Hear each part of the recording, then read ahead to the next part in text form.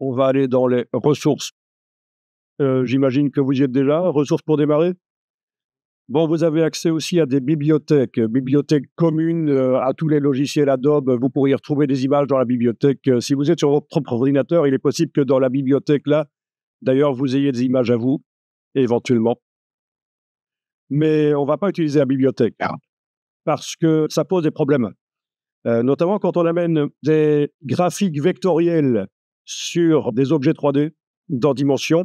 Si ça vient de la bibliothèque, ça s'applique en tant qu'image PNG et non pas en tant que vecteur. Donc, on ne va pas utiliser la bibliothèque pour ça. Et quand on voudra mettre des graphiques vectoriels sur des objets 3D, on va importer l'image vectorielle plutôt que d'aller la chercher dans la bibliothèque. Donc, ici, c'est très basique. On va aller dans les ressources pour démarrer. Alors, ressources pour démarrer, vous avez plein de choses. Vous avez les formes de base. Vous avez les matériaux. Alors, les matériaux, c'est très intéressant. Il y a deux sortes de matériaux.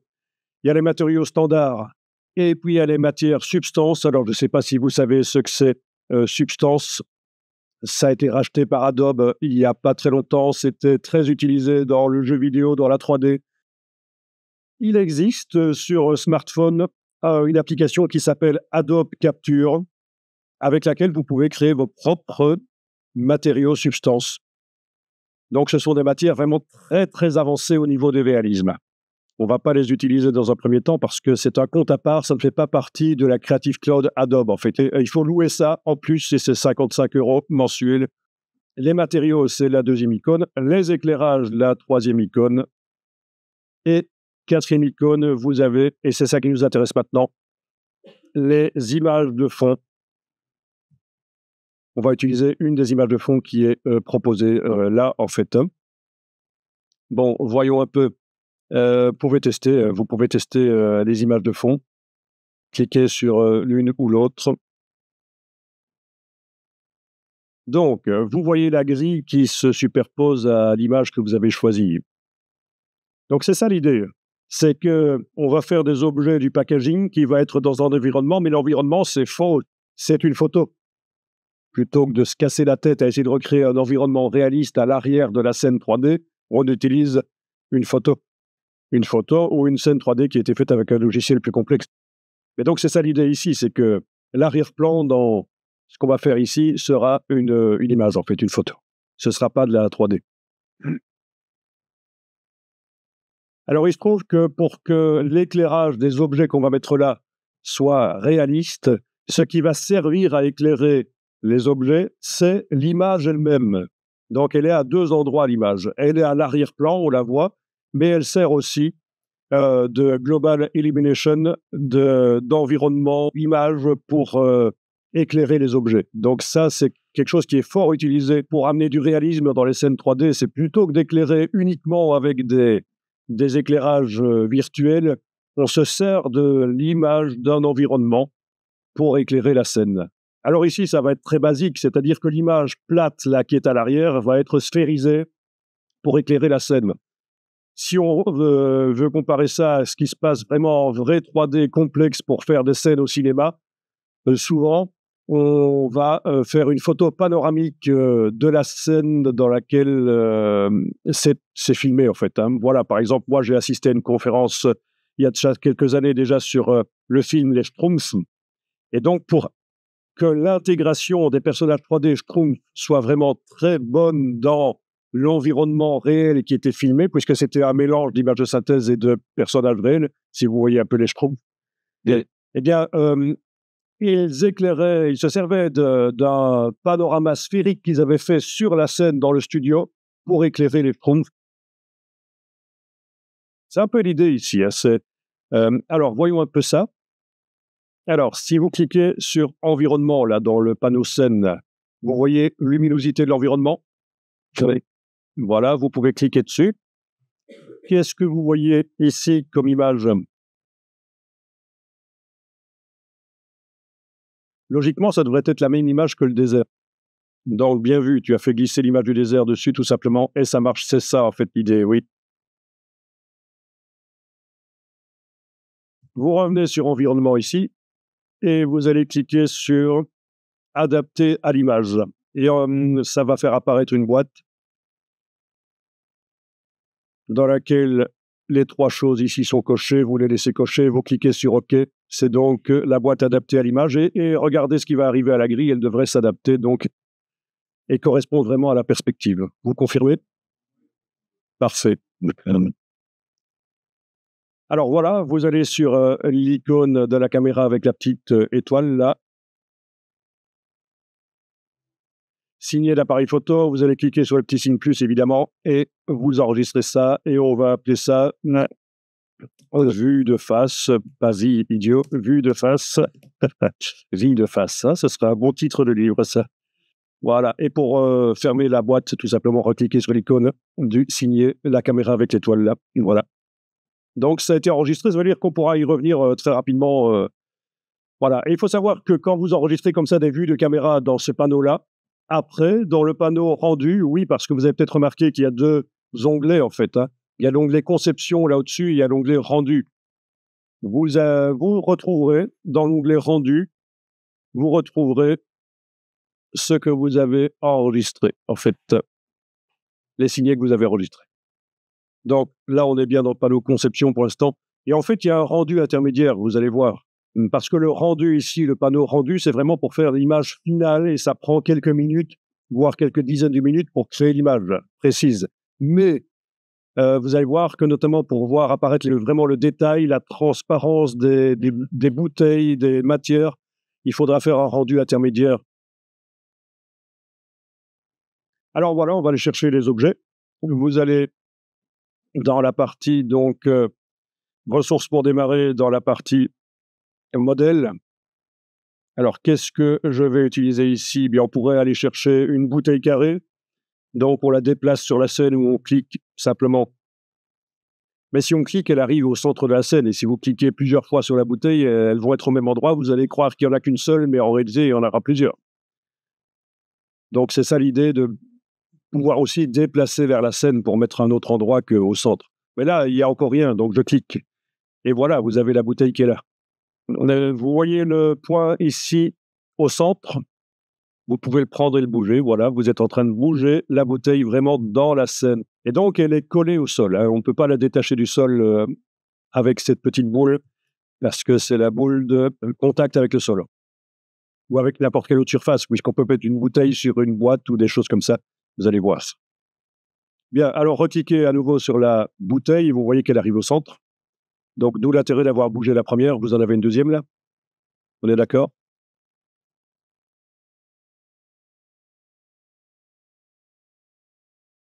La roulette, de la souris. La roulette de la souris, ça déplace, tout en fait, hein, vous voyez?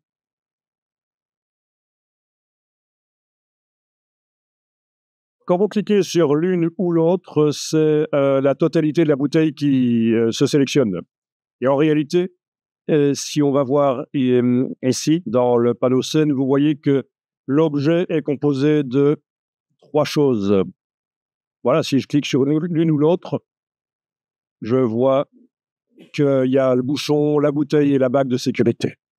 Donc il y a 3 objets qui sont groupés en fait dans un folder déjà. Si vous gardez le bouton la souris enfoncé sur, la flèche, l'outil-flèche, vous voyez qu'ici, sélection groupée est cochée. Donc d'office, quand on clique, ça sélectionne le groupe. Donc si vous double-cliquez, vous arrivez à sélectionner une des parties de la bouteille.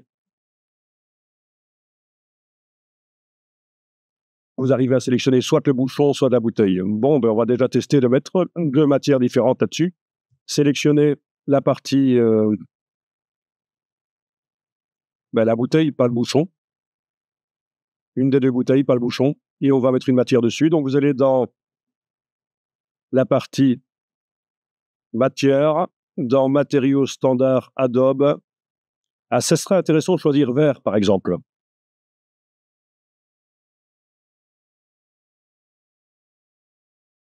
N'hésitez pas éventuellement à vous approcher, à bouger la caméra. L'outil panneau principalement et l'outil déplacement. Bon, c'est pas convaincant comme matière vert, mais en fait, c'est juste une prévisualisation. Alors, vous allez lancer le rendu intermédiaire, le rendu rapide en cliquant sur cette icône-là. Voilà. Et là, progressivement, ça crée le rendu, mais c'est un rendu intermédiaire pas génial, mais c'est quand même mieux que ce qu'on avait juste avant.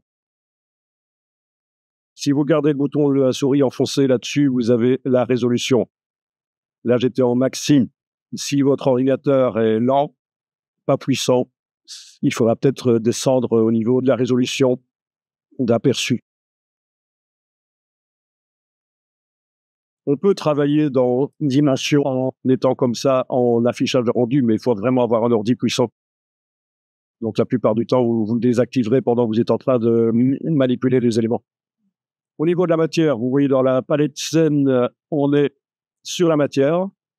Donc vous allez pouvoir jouer éventuellement sur des paramètres ici.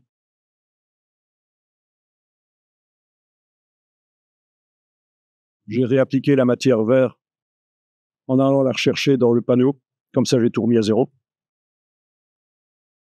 Alors, au niveau de la couleur du vert, ici, dans les propriétés, donc du vert, dans les propriétés du vert, couleur de base tout au-dessus, vous allez pouvoir changer ça. Je vous laisse choisir la couleur que vous voulez. Vous pouvez lancer le rendu pour voir ce que ça donne. Voilà, c'est pas mal ça. La pipette, on va l'utiliser parce qu'on va copier la matière de la bouteille de gauche pour la mettre sur la bouteille de droite. On a personnalisé la matière là avec une couleur spéciale. Donc c'est pas la matière de base. Si on veut exactement la même bouteille à côté, il va falloir pipeter. Si vous gardez votre doigt souris enfoncé sur la pipette là, vous avez type d'échantillon, soit c'est la couleur qu'on voit sur l'écran, soit c'est la matière. Bon, on va garder matériaux, il est déjà enclenché. Le mode, ça va être en mode échantillonnage.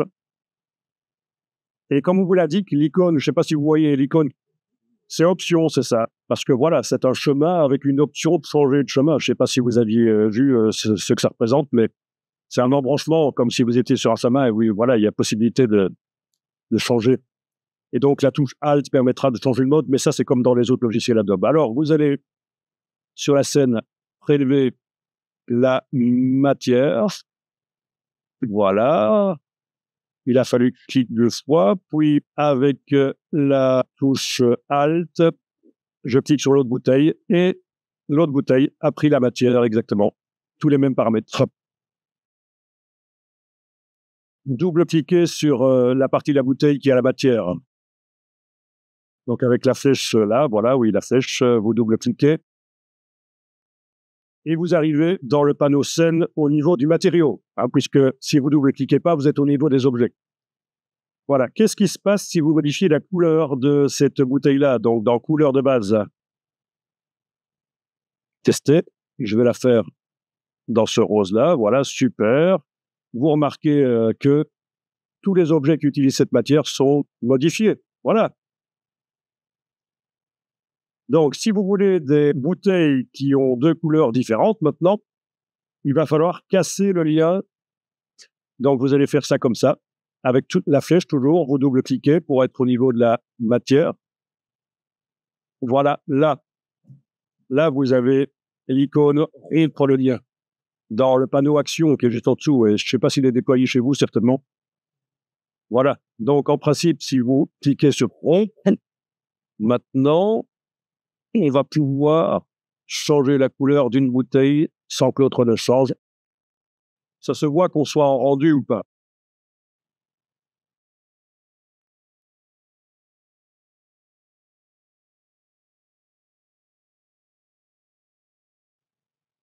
Bon, on va déplacer les objets. Donc, avec la flèche, vous cliquez sur un objet. Vous voyez, vous pouvez le déplacer. Bien. L'autre objet aussi. Essayez un peu de les mettre fort vers la gauche comme ça. Il y a quelque chose qui peut être intéressant ici, quand vos objets ne sont pas dans la scène, c'est cette icône-là. Quand vous cliquez dessus, ça bouge l'angle de la caméra pour voir les objets. Donc, si je bouge les objets par le petit point là, voilà, ils sont en dehors de la scène. Oups, CTRL Z. Ok, je vais bouger avec la flèche de déplacement. Alors oui, c'était superposé en fait. Oui, vous avez aussi les flèches de déplacement, bien sûr. Ah, donc voilà, le scanner. Donc cette icône-là permet de recentrer vite fait. Vous avez pu utiliser les flèches de déplacement, la rouge là. Ok, vous avez aussi la bleue. C'est ça le problème, c'est quand le point blanc là, est superposé aux axes, on n'a pas toujours facile d'y accéder. Donc la bleue, c'est la profondeur Z. La verte, c'est la hauteur, c'est Y, la verticale. Et là, vous arrivez quand même à détacher la bouteille du sol. Hein. Alors, regardez quelque chose d'amusant, c'est que quand vous déplacez la bouteille avec le point central là, de magnétisme, voilà, ça colle au sol, oui. Mais si vous l'approchez de l'autre bouteille, elle va coller à l'autre bouteille. Hein. Donc ça, c'est ce qui va vous permettre éventuellement d'aller poser un objet sur un autre. Mais dans ce cas-ci, ça n'a aucun sens. Il faudrait que j'ai une boîte sur laquelle poser la bouteille. On peut peut-être aller chercher une boîte. On va faire ça. Dans les modèles de base, boîte cubique. Voilà. OK, vous avez votre boîte, vous arrivez à la déplacer. Et donc, on imagine que cette boîte, ça pourrait être l'emballage qui contient les deux bouteilles.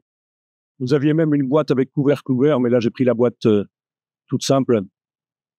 Bon, déjà, il faudra que les bouteilles, par rapport à la boîte, aient une dimension qui corresponde. Hein, parce que pour l'instant, clairement, elles sont trop grandes pour rentrer dans la boîte. Hein, mais ça, c'est une autre histoire.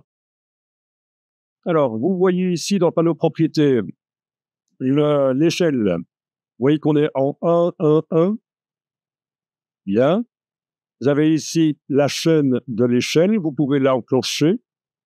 Et en vous mettant au-dessus de n'importe lequel de ces trois chiffres, horizontal, vertical ou profondeur, si vous cliquez et vous bougez, ça bouge forcément les trois ensemble. Donc, vous modifiez la dimension de la boîte en regardant ses proportions.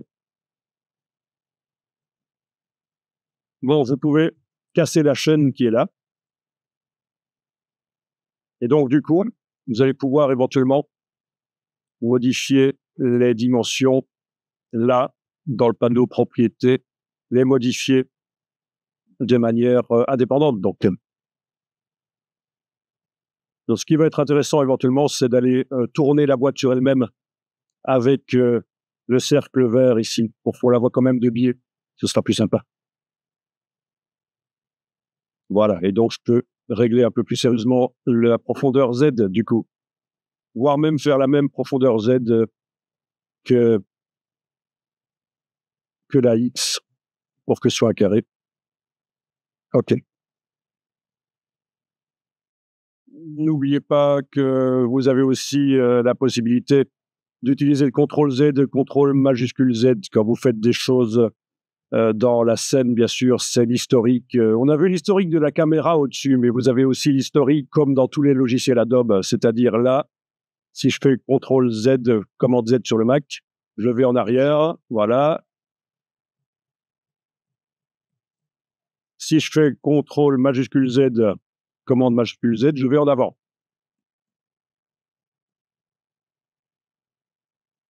Voilà, je reviens un peu en arrière. Voilà. Alors, ce qu'on n'a pas encore vu, c'est les outils de sélection plus spéciaux. Donc, si vous gardez le bouton la souris enfoncé sur la flèche, vous avez l'outil de déplacement, donc qui, lui, ne va pas faire de rotation ou de redimensionnement. Il sera vraiment que pour le déplacement. Raccourci E, comme vous voyez. Vous avez l'outil de rotation, raccourci R, et l'outil de mise à échelle. S, alors S, c'est facile à retenir, c'est scale, mise à échelle.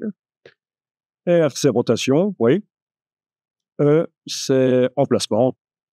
Sans même devoir aller les cliquer là, si vous utilisez ici le E, vous avez un gizmo ici spécialement, uniquement pour le déplacement. Donc, il est moins complexe que l'autre. Et ça va être peut-être un peu plus facile d'obtenir exactement ce qu'on veut. Voilà. Donc, la petite boule vous sert toujours à mettre l'objet sur le sol, s'il fallait, si vous l'avez déplacé vers le haut. Mais il y a aussi, dans les actions, cette icône-là, qui permet de placer sur le sol l'objet. Et vous allez voir que si vous faites une rotation, ça peut être utile. Bon, ben, essayons la rotation. Voilà, donc la rotation. OK. Donc là, j'ai tourné l'objet. Clairement, il rentre dans le sol. Pourtant, le petit point là est certainement au niveau du sol. Il faut cliquer sur l'icône ici et là, vous arrivez à poser l'objet sur le sol. Donc la rotation, si l'objet rentre dans le sol, elle peut le faire poser sur le sol grâce à ça ou dans le panneau action. Mais là, je vais le remettre plus droit. Si je le veux vraiment droit, allez indiquer une rotation ici. Je vais remettre à 0 la rotation. Voilà. En mettant 0, 0, 0 en X, Y, Z dans rotation, dans le panneau propriété, je l'ai remis en rotation standard et je vais avec la petite flèche verte ici, aller le tourner de biais parce que c'était quand même mieux. Pour voir les deux faces, quoi. C'est un packaging quand même. OK. Et je vais aller le recoller sur le sol, là, voilà. On a vu le E, la position, le R, la rotation, et on va faire le S, la mise à échelle. Donc, quand vous prenez n'importe lequel des trois carrés, là, vous arrivez à modifier la dimension. Voilà. Vous avez les tiges, là, pour modifier 2 dimensions à la fois. Et alors, si on enfonce la touche majuscule pendant qu'on prend un des carrés, on va pouvoir modifier les 3 dimensions d'un coup. C'est un peu l'équivalent de la chaîne qu'on avait déclenchée tout à l'heure. J'ai mon packaging qui va déborder par le haut, je réutilise la petite icône pour recentrer.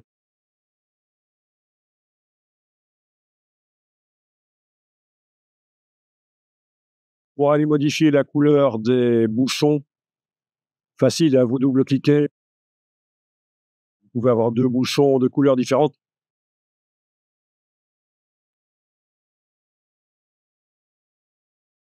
Voilà, donc celui-là est bleu, l'autre, je double-clique sur lui, je vais le mettre dans une autre couleur, je vais le mettre en jaune, voilà, OK. Dans l'environnement, là, dans le panneau scène, vous voyez qu'on a l'éclairage par l'image, oui, luminosité de l'environnement. Ça, c'est pour amener du réalisme. Il y a aussi l'éclairage par le soleil. Donc, vous pouvez cliquer sur soleil, parce que pour l'instant, on n'a pas été modifier ça, et tester dans soleil, là, tester rotation.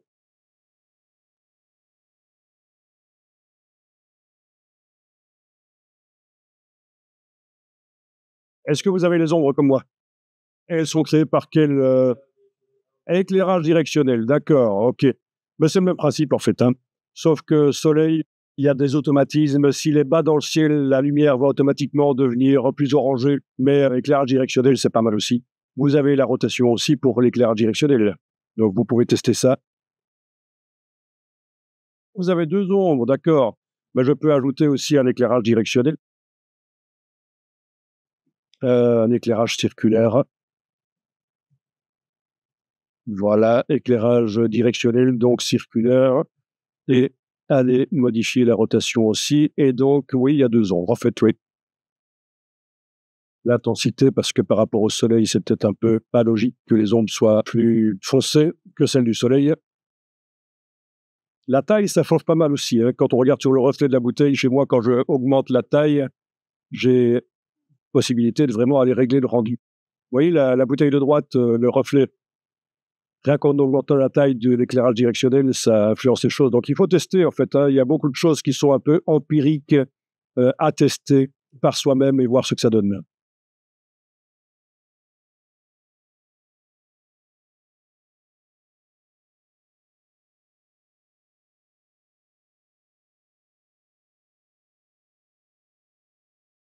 Le reflet sur le sol, même si pour l'image qu'on a utilisée ici comme environnement, c'est un peu foireux parce que c'est du sable, mais imaginons, on veut quand même du reflet sur le sol, donc je vais dans environnement ici et vous devriez avoir en bas opacité du reflet.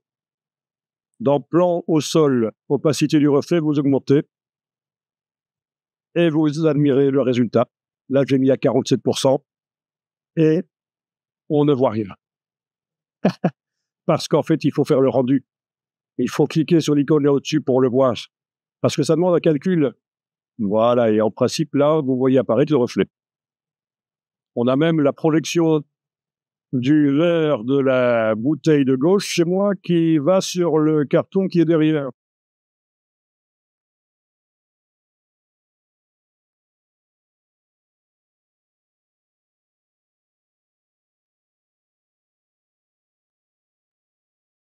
Bon, là, je vais désactiver le rendu parce que c'était juste pour vous montrer le reflet, comment faire un reflet sur le sol et le petit piège qu'on ne le voit que quand on fait le rendu en ray tracing là au-dessus avec l'icône.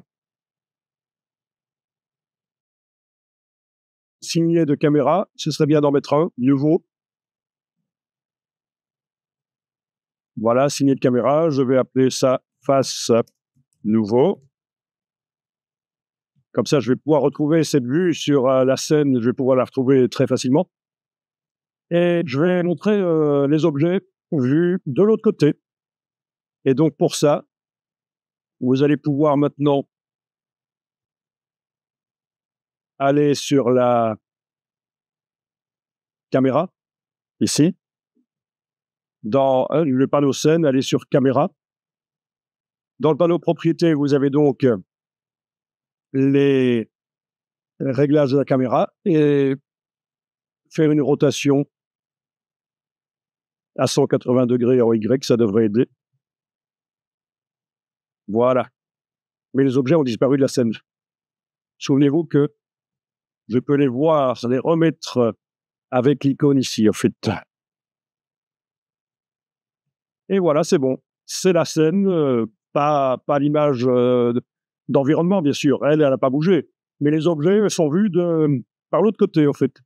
Donc, je vous rappelle, je suis allé sur caméra ici dans le panneau scène. Ici, j'étais à peu près à 0 degré en Y, j'ai mis 180. Ça s'est retourné complètement, mais je ne voyais rien. J'ai dû demander de recentrer les objets devant la caméra, ici, avec cette icône-là qu'on a déjà vue. Et là, je vais pouvoir ajouter un signet que je vais appeler arrière nouveau, par exemple. Arrière nouveau.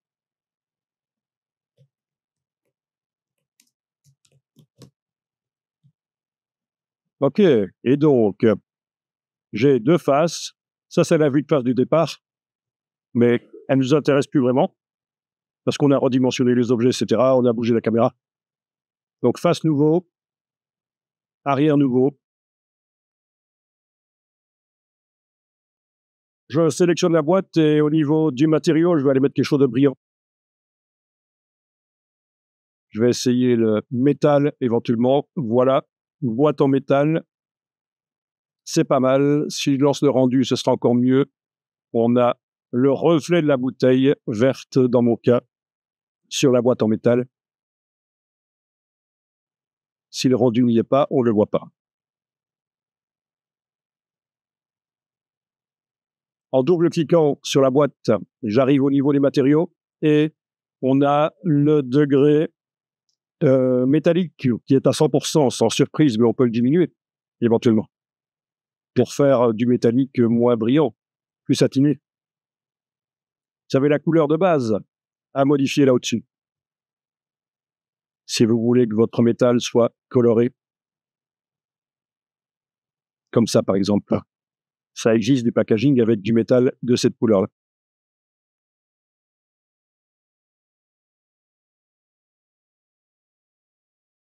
J'enregistre la scène.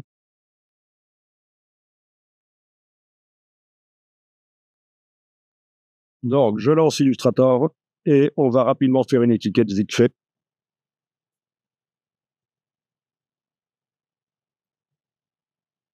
Donc, nouveau document. Pour l'impression, par exemple, format une lettre, pourquoi pas, pour commencer. Au niveau de la couleur, je vais faire mode colorimétrique, couleur RGB, dans les options avancées ici. Si vous avez déjà créé votre document, je vous rappelle que c'est dans menu fichier, mode colorimétrique du document, couleur RGB, pour pouvoir mettre des couleurs quand même vives dessus. Donc, fichier, mode colorimétrique du document, couleur RGB, c'est là que vous allez pouvoir changer les choses. Au niveau de l'étiquette, allons-y. On va éventuellement prendre un rectangle, ouais. Et s'il fallait une étiquette d'une dimension ou d'une proportion très particulière, vous savez qu'il faudrait cliquer avec l'outil pour pouvoir taper exactement ce qu'on voulait, hein. Je vais mettre ici 60 de largeur, 60 mm et 80 mm en hauteur. On va voir ce que ça va donner. OK. La couleur de l'étiquette, ici, je ne vais pas mettre de contour et je vais mettre une couleur que je vais aller chercher dans le nuancier éventuellement.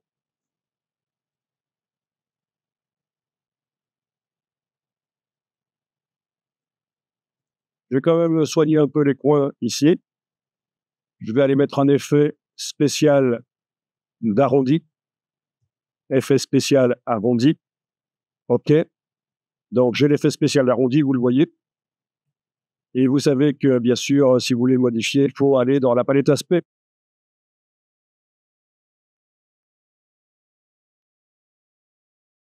L'objet est sélectionné, je clique sur le mot arrondi. Voilà. Okay.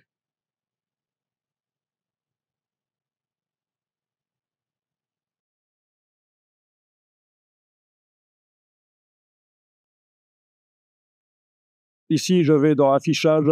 Je vais demander d'afficher le damier de transparence. Affichage, afficher le damier de transparence. Voilà. Autre solution, parce que c'est quand même, ça fait mal aux yeux, ce serait de mettre dans la palette des calques un calque en dessous avec une couleur. Donc, dans le calque ici d'en dessous, allez mettre un grand rectangle. Voilà, en couleur. Ben, on va dire que c'est bon, comme ça. Que je verrouille le calque. Donc, c'est juste mon fait. Et je travaille sur le calque dessus. Parce que le damier de transparence, et je sais qu'on peut modifier son intensité pour qu'il soit moins désagréable, mais finalement, de plus en plus, cette histoire du calque en dessous avec un grand fond coloré, c'est pas plus mal. Donc, dans la palette aspect, et vous n'êtes pas obligé de le faire, moi je le fais ici, je vais aller faire ceci. Je vais aller mettre un contour qui va avoir la même couleur que le fond, puis met une épaisseur. Contour avec la même couleur que le fond, c'est facile, c'était dans le nuancier, il y était. D'accord? Facile. Sur le contour, je vais mettre un effet de décalage, éventuellement, effet, tracé, décalage, sinon ça n'a aucun sens. Voilà, c'est à peu près ce que je voulais obtenir. Je paramètre. Voilà, le contour, je modifie son épaisseur, éventuellement. Voilà, donc j'ai une étiquette comme ça. Super.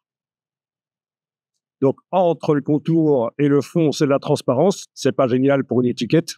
C'est pas cohérent parce qu'on travaille dans la réalité avec du physique. On peut pas avoir un contour qui est comme ça éloigné du fond avec de la transparence entre les deux. Je vais donc faire ceci. Je vais dupliquer le fond. Mettre le fond d'en bas, par exemple, en blanc. Et sur le fond d'en bas, faire un décalage. Effet, tracé, décalage. Un décalage avec une valeur qui convient. Voilà, juste pour aller boucher entre le contour et le fond. Ensuite, je vais créer la marque vite fait sur le côté. avec l'outil texte. Je vais vite hein, parce qu'Illustrator, vous connaissez. Hein. Voilà, donc la marque. Ok, je vais indiquer que c'est du pare-feu. Ok. Je vous rappelle que dans Illustrator, il faut toujours aller dans la palette caractères, enclencher l'approche optique. Bien. Les lettres ont bougé, c'est mieux. J'augmente l'approche de groupe ici avec la touche majuscule. Voilà. Je choisis une police de caractères qui convient, peu importe. Je peux lui mettre objet, distorsion de l'enveloppe, créer d'après une déformation pour aller le tourner. Voilà. Peu importe. Et je vais superposer les deux. D'abord, peut-être agrandir ça avec l'outil de transformation manuelle et la touche majuscule. Donc, voilà. Pas autant quand même. Bien. Et je vais superposer les deux au même endroit. Parfaitement. En sélectionnant les deux, avec la flèche noire, on a les options d'alignement là au-dessus. Alignement en vertical, alignement en horizontal. Et voilà. On va dire que dans un premier temps, c'est bien. Après, bien sûr, vous allez faire des choses plus sérieuses quand vous serez dans les exercices d'application. Et je vais enregistrer ça dans le dossier d'aujourd'hui.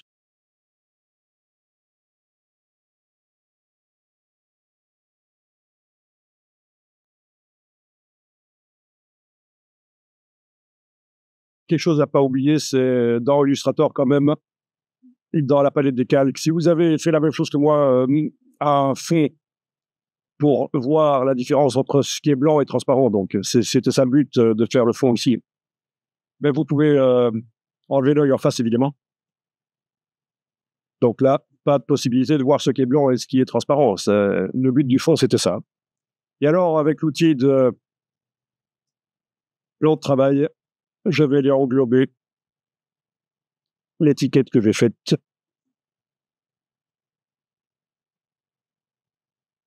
Et voilà. Je mets à jour le fichier sur le disque dur, fichier enregistré. Voilà. Donc, je vais dans Dimension. Ici, je vais désactiver le rendu. Je n'ai pas besoin d'avoir le rendu qui va ralentir tout. Donc, l'idée, c'est d'aller mettre sur une des bouteilles, voire même sur les deux, l'étiquette. Donc, il faut arriver à sélectionner l'objet et aller dans Fichier, Importer et Importer en choisissant l'option du sous-menu, là, placer l'image sur le modèle. Sauf que c'est grisé, là, vous le voyez. Pourquoi? Parce que le modèle, en fait, là, la bouteille, c'est un groupe et on ne sait pas mettre sur un groupe, on ne sait pas mettre une image. Il faut vraiment aller sélectionner l'objet. Le plus simple, c'est peut-être en cliquant comme ça sur le mot bouteille dans le groupe. Donc, le groupe qui se déploie, évidemment, vous avez pu remarquer que ça fonctionne comme ça. Bouteille, est-ce que là, c'est accessible? Fichier importé, oui. Fichier importé, placer l'image sur le modèle. Fichier importé, placer l'image sur le modèle. Vous allez chercher votre image. Elle arrive, voilà. Pour bouger, c'est par le centre du cercle, oui. Et pour redimensionner, c'est par le bord, mais pas par les petits carrés. Parce que sinon, ça va disproportionner les choses. Donc, en le prenant par le bord du cercle. Et alors, vous avez aussi la petite poignée ici pour tourner éventuellement. S'il fallait tourner l'étiquette, c'est par là qu'on le ferait. Mais dans ce cas-ci, ça n'a aucun intérêt. J'annule la rotation. On le fera, la rotation, quand on va importer un motif sur la boîte, par exemple. Oui, un motif sur la boîte, ce sera intéressant. Donc, allez-y, redimensionner et repositionner. Elle peut déborder, elle peut envelopper éventuellement, même comme on voit des films enveloppants, thermoformés. Pour voir ce que ça donne, vous avez l'orbite de la caméra qui va vous permettre de tourner, d'aller voir ce que ça donne. C'est moche ici, mais bon, c'est juste pour montrer comment ça fonctionne. Voilà, sachant que vous avez les bookmarks là au-dessus de caméra qui vous permettent rapidement de revenir à la vue correcte. Sinon, vous pouvez aussi tourner l'objet en le sélectionnant. avec le S. Non, il faut sélectionner l'objet, tout l'objet, oui, bouteille carrée, c'est bien ça qui est sélectionné là au-dessus. Avec le R, quand on est avec l'outil flèche là au-dessus, raccourci R, c'est la rotation, et on va pouvoir tourner la bouteille sur elle-même. Et voilà. Mais dans ce cas-ci, l'étiquette devrait être plus petite, donc je vais double-cliquer dessus pour pouvoir aller redimensionner quand même, repositionner.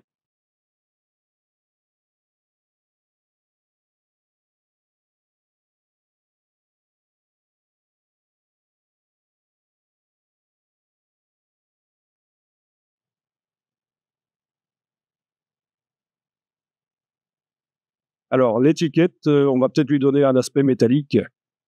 Donc, essayez de double-cliquer jusqu'à arriver à la manipulation donc, de l'étiquette. Et dans les propriétés, vous avez l'aspect métallique. Vous allez pouvoir augmenter. Et ça se verra vraiment lorsque vous allez enclencher l'aperçu avec la petite icône d'aperçu rapide là au-dessus. Voilà, exactement ce que je voulais. C'est-à-dire que dans l'étiquette, vu que j'ai augmenté l'aspect métallique, j'ai le reflet de la bouteille rose de droite.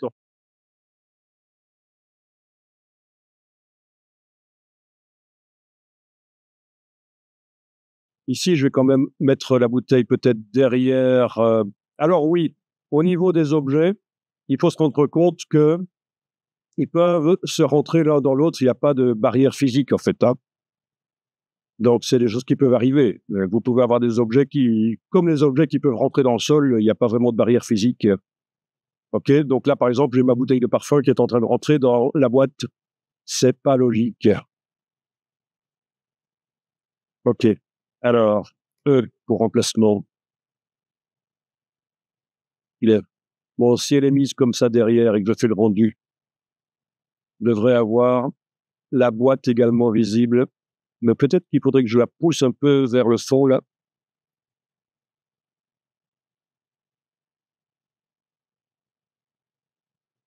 Bon, ça, c'est pas mal.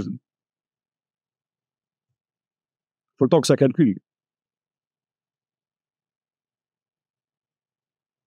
Alors, ce que vous pourriez faire, c'est un rendu plus sérieux. En allant dans le panneau rendu, vue active, oui, c'est la vue active. Vous voyez, je vous l'avais dit, hein, tous les bookmarks de caméra que vous faites, ils vont être disponibles. On peut lancer le rendu sur différents angles de vue sur la scène. Vous allez décider de la qualité. Je vous conseille de faire faible, rapide. Quoique vous êtes avec des bons Mac M1, si c'est le cas, vous pouvez choisir autre chose. Alors, sortie, oui, on pourrait faire du PNG. Dans un premier temps, du PNG tout simplement. Donc, sans calque, vous lancez le rendu et vous allez avoir une estimation de ce que ça va prendre comme temps. C'est en train de se créer. Apparemment, combien de temps 50 secondes, 1 minute, oui.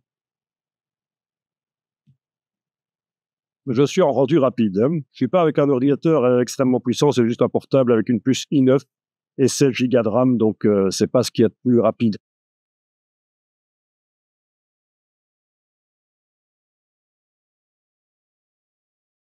Donc, une fois que vous avez fait votre rendu adapté à l'écran, là, dans le panneau rendu pour le voir en plus grand, voilà.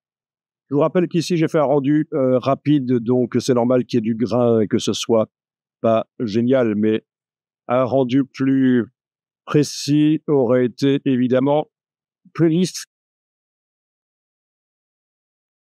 Ouais, une bonne carte graphique, voire même une carte graphique externe sur des portables. Maintenant, on peut ajouter une carte graphique externe. Oui, ça coûte cher, mais ça accélère. Si on est obligé de travailler sur un portable, ça peut accélérer les choses. Carte graphique externe. Alors, je retourne à conception ici. Alors, l'étiquette, je double-clique sur elle. Donc, je suis au niveau de l'étiquette. Vous avez ici les propriétés, l'image. D'accord. Et vous avez la possibilité de modifier. Cliquez là-dessus, vous allez voir ce qui se passe. ça s'ouvre, mais c'est pas le document que vous avez sur le disque dur, en fait. Moi, je vous conseille plutôt de supprimer cet objet image et d'aller remodifier votre document. Donc là, c'est la touche suppression, tout simplement. Voilà, d'aller modifier le document Illustrator. Allez-y. Supprimez l'étiquette que vous avez mise et retournez dans Illustrator pour ouvrir votre document. Je vais prendre l'outil plan de travail. Je m'assure que quand l'outil plan de travail est activé, j'ai ici cette option-là qui est enclenchée. Si avec l'outil plan de travail, je vais, avec la touche Alt, déplacer, j'obtiens une copie. Il m'a juste indiqué un message à propos du calque qui est masqué et qui contient mon fond. C'est juste ça qui vient d'arriver. Donc voilà, on peut copier un plan de travail avec la touche Alt pendant qu'on utilise l'outil plan de travail. Et si l'option ici est cochée, les objets qui sont sur le plan de travail sont copiés. Très intéressant cette fonction quand on met au point des interfaces de site web dans Illustrator. Ça vous permet de copier les plans de travail avec l'interface qui se copie et d'aller faire des modifications sur chacun des plans de travail. Bon, ben c'est un peu ça qui va se faire ici. Je vais changer juste peut-être le nom du texte ici. À la place de parfum, je vais indiquer perfume. Comment faire? Ah ben oui, c'est un texte à enveloppe. Du coup, il faut savoir comment ça fonctionne dans Illustrator. Donc, mon enveloppe est sélectionnée. Là au-dessus, j'ai modifié l'enveloppe ou modifié le contenu. Ce qui correspond aussi à objet, distorsion de l'enveloppe ou modifier le contenu. Voilà. Et là, avec l'outil texte, je vais pouvoir aller modifier le contenu. Et voilà. Je ne sais pas si vous saviez que ça fonctionne comme ça dans Illustrator. Quand on fait une distorsion par enveloppe, on peut aller modifier le contenu. Et ça marche aussi quand on fait une distorsion par enveloppe sur des objets. Changer la couleur du fond. Il faut que j'utilise la palette aspect. Hein. Ça demande de connaître Illustrator. J'ai juste fait des choses que vous n'êtes pas obligé de faire pour l'instant. J'ai juste mis deux types de parfums. Le parfum coconut. Et je vous rappelle que si vous avez une vraie coconut chez vous, il faut enlever la pelure avant de la manger. Et on va l'utiliser dans Dimensions. Et vous allez voir que les plans de travail sont, on peut les choisir dans Dimensions. Sélectionnez la bouteille et principalement la partie bouteille de la bouteille carrée. Importer, fichier importé, placer l'image sur le modèle. Chercher étiquette bouteille 02, la positionner, la redimensionner, etc. Vu qu'il y a c'est un document Illustrator multiplan, vous allez pouvoir aller sur l'image ici, les propriétés, et vous avez plan de travail numéro 2. Voilà. Donc, je peux choisir lequel des deux plans de travail est sur le packaging. Alors, on pourrait se dire, mais ça sert à quoi? On aurait pu avoir deux fichiers séparés. Mais ça sert à ceci. Si maintenant, je prends toute la bouteille et avec la touche Alt, je la déplace, voilà. Je vais la tourner, oui. Je peux aller double-cliquer sur l'étiquette de cette bouteille-là et dire que c'est l'autre plan de travail. Donc, voilà comment vous allez pouvoir positionner l'étiquette. Un seul fichier Illustrator, vous le positionnez sur la bouteille, puis vous choisissez la variante.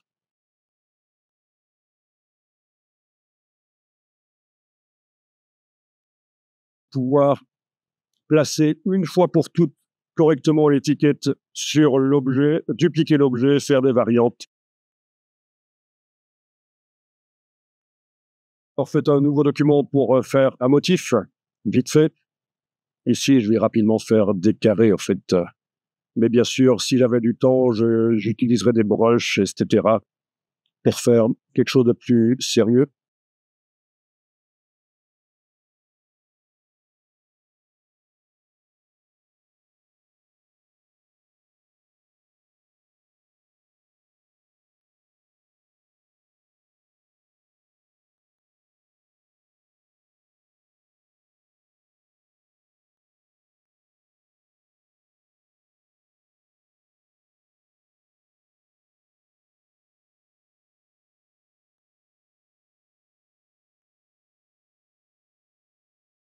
import de ce motif sur la boîte, par exemple, boîte cubique.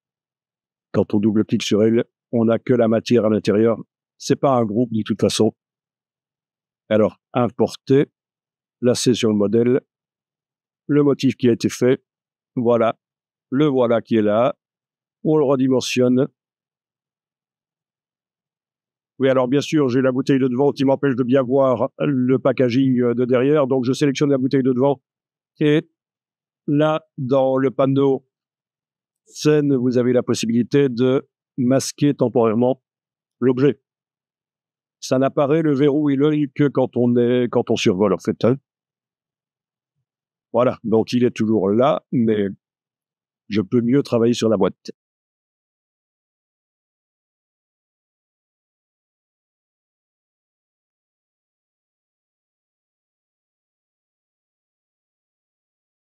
Sur le même objet, on peut mettre plusieurs textures, plusieurs graphismes. Là, je vais aller mettre la marque.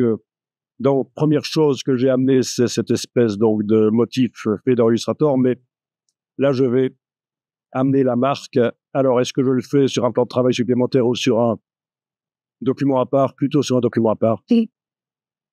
Voilà. Alors, la marque que vous connaissez tous et que tout le monde apprécie.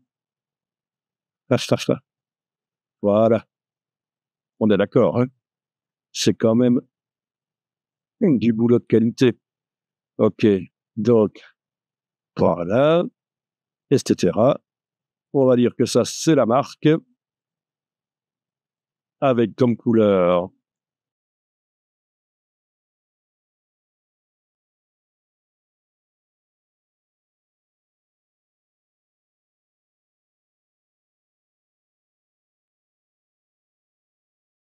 Voilà, donc je vais recadrer tant qu'à faire avec le plan de travail. Voilà, je vais enregistrer le document.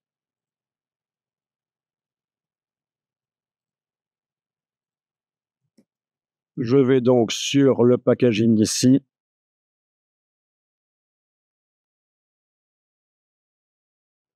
Voilà, elle est là. OK, on va la mettre là. Et on n'a pas eu le temps de voir grand-chose en fait, hein. Bien que ce ne soit pas un logiciel complexe, il y a encore beaucoup à voir.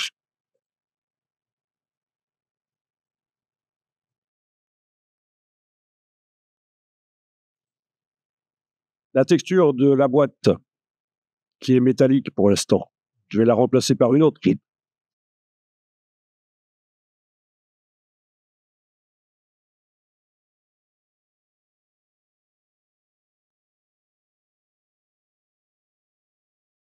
Donc du bois, par exemple. OK.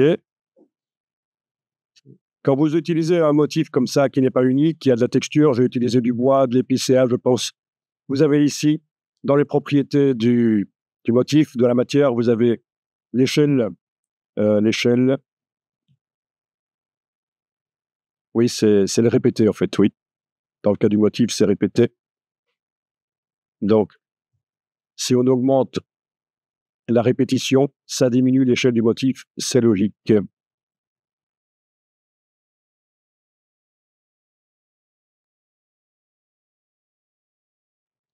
Autre chose, les vecteurs que j'ai amenés là, les petits carrés, je vais tenter de leur dire qu'ils ont de la brillance en augmentant l'effet métallique.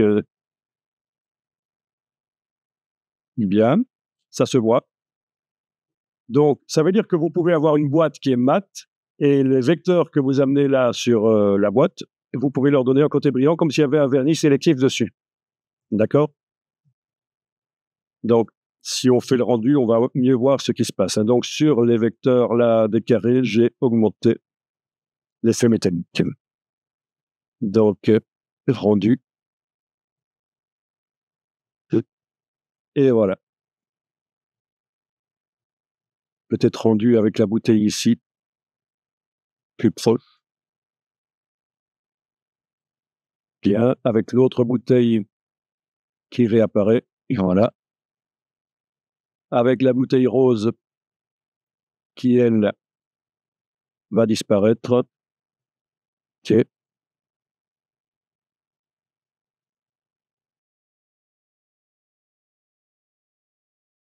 J'ai augmenté la définition.